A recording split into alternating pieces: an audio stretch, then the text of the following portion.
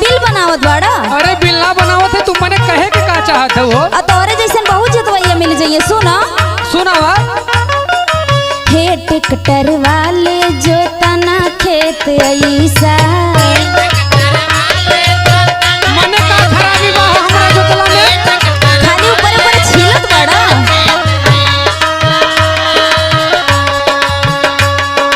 फिरी ना जोतबा जोताई ले पैसा। फिरी ना जोतबा जोताई ले पैसा। हे ट्रैक्टर वाले जोतना खेत ऐसा। अरे टेंशन मत लो बड़ा बढ़िया जोता। तनी घसा के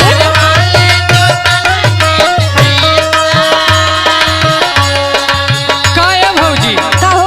अब हम त शुरुए कइले रही तबे तक आके टोक देलू हम। शुरुए में तो दिखा देला कितना दम बा। सुना बोलो।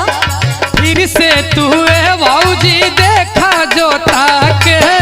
अच्छा हरदम हरदम तो पैसे दे के जोताई।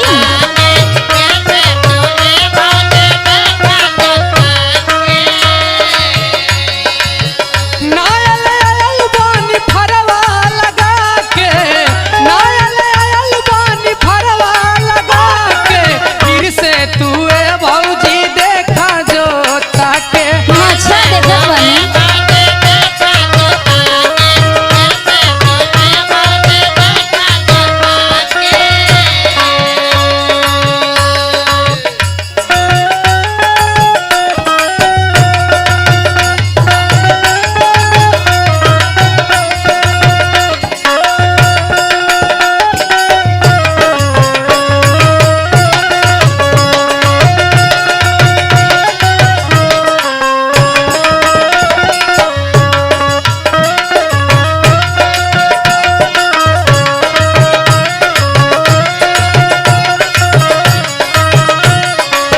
ए भौजी सुना।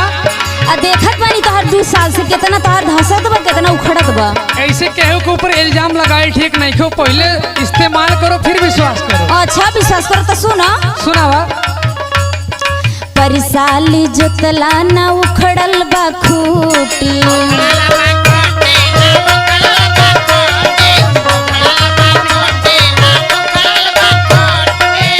खाली बड़ी बड़ी बतिये बोलेला।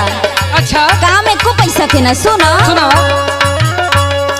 परिसाली जोतला ना उखड़ल बा खूटी।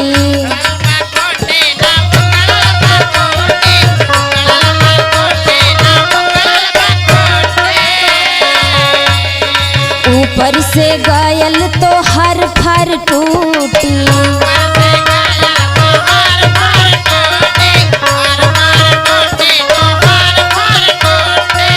खाली बड़ी बड़ी जुबनी बताओ काम एको पैसा के ना बा। अरे का कहत हो? काहे ना परिसाल जोतला ना उखड़ल बा खूटी। ऊपर से गयल तो हर फर टूटी। और सुना ऐसे तो नीमन जोतत बल्कि भैंसा। ओकर रिवाजे खत्म हो गए। तब कहा ऐसे तो नीमन जोतत बल्कि भैंसा। ए ट्रैक्टर वाले जोतना खेत ऐसा।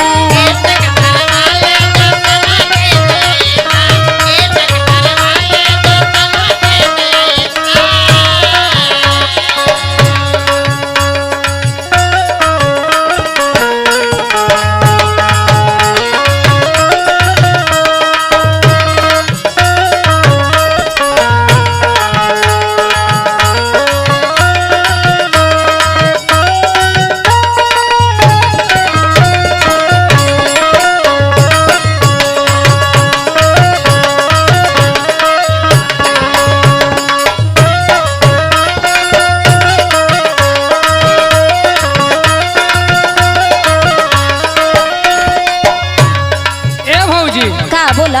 अरे हमरा के नया जो तो वही समझत है का हो। तब का देखले रहली पिछले साल। अरे 10 साल के एक्सपीरियंस है सुना। हाँ दिखावा ताड़ा। जहाँ मीना घाट से में फिर से भाऊ जाई। हाँ तो दिखा देगा।